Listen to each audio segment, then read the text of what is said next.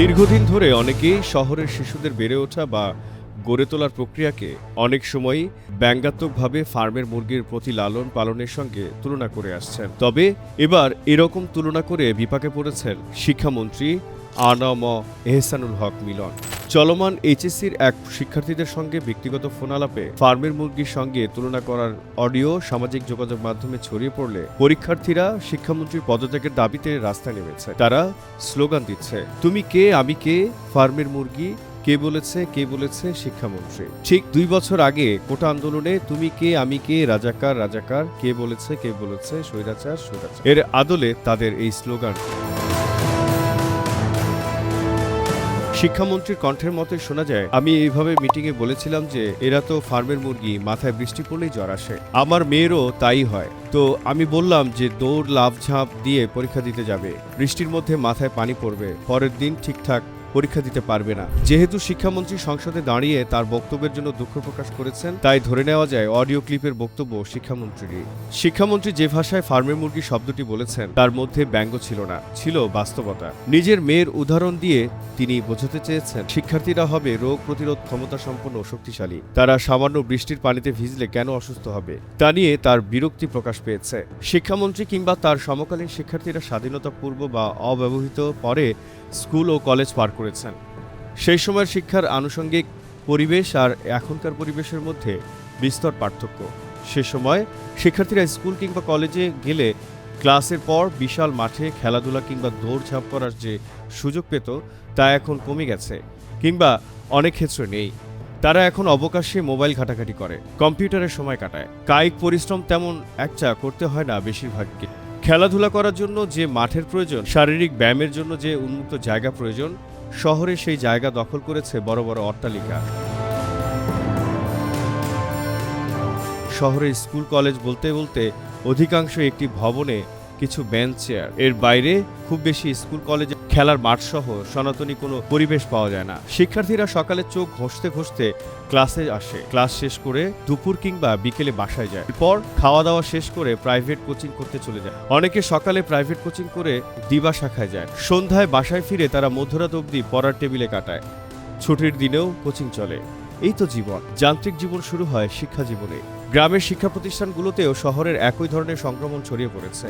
জিপিএর পেছনে ছুটছে শিক্ষার্থীরা, ছুটছেন তাদের অভিভাবকরা, আর এই জিপিএর চক্করে দৌড়ের উপর আছে শিক্ষার্থীরা। শিক্ষা মন্ত্রণালয় ঠিক করে দেয়া মানদণ্ডে বছরের পর বছর ধরে চলছে এই প্রতিযোগিতা। অনেকটাই কম সময়ে ও কম খরচে কিভাবে বাচ্চা লালন পালন করে মুরগির বেশি মাংস পাওয়া যাবে সেই কৌশলই কাজে লাগাচ্ছে শিক্ষা সংশ্লিষ্টরা সহ অভিভাবকরাও।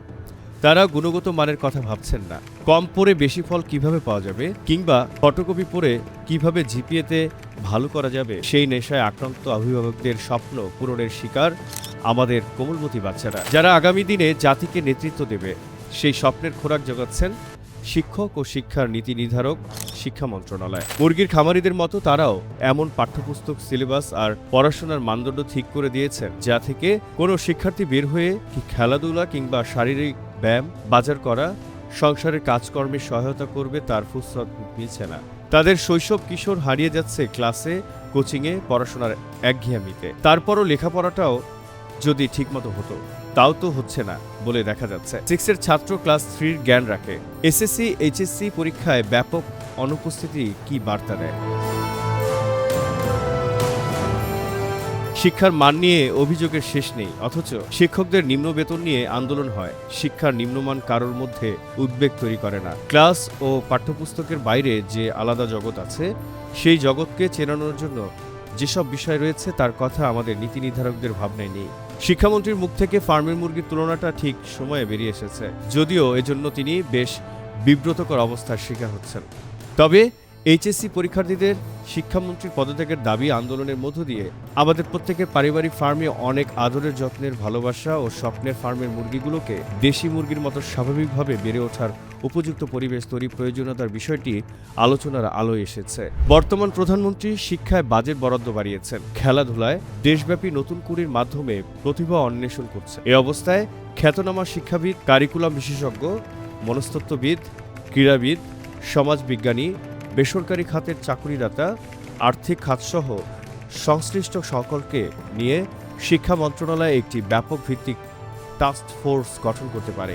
এর নেতৃত্বে আনা যেতে পারে বই পড়া আন্দোলন ও আলোকিত মানুষ গড়ার কারিগর প্রবীণ শিক্ষাবিদ অধ্যাপক আব্দুল্লাহ আবু সাইদকে। প্রধানমন্ত্রী তাকে 2 বার ডেকে নিয়েছেন। শিক্ষাকে আনন্দময় করা গেলে ফার্মের মুরগির উৎপাদন বন্ধ হবে। ভবিষ্যতে মুরগিগুলো স্বাধীনভাবে বেড়ে ওঠার পাশাপাশি দায়িত্বশীল হয়ে গড়ে উঠবে। এখন ফার্মের এই মুরগিগুলোর আদর্শিক পরিবেশে লালন পালন ও রূপান্তরের দায়ভার অবশ্যই শিক্ষামন্ত্রী ও তাঁর মন্ত্রণালয়ে। যদি কাঙ্ক্ষিত সেই পরিবেশ সৃষ্টি করা যায় তাহলে ফার্মের মুরগির অপবাদ থেকে এরা মুক্ত। সার্ফ এক্সেলে বিজ্ঞাপ যেমন দাগ থেকে যদি ভালো কিছু হয় তবে দাগই ভালো। শিক্ষামন্ত্রীর ফার্মের মুরগি বিতর্ক থেকে আমাদের শিক্ষার্থীদের যদি কল্যাণ হয় তাহলে সেটা হবে আরও ভালো। শিক্ষামন্ত্রী, আপনি উদ্যোগ নিন, সংশ্লিষ্টদের নিয়ে ঝাঁপিয়ে পড়ুন। আপনি সবাইকে সাথে পাবেন। এটা হবে আপনার মন্ত্রিত্বের সব বড় সফল কাজ। বাংলার জানালায় জহিরুল ইসলাম।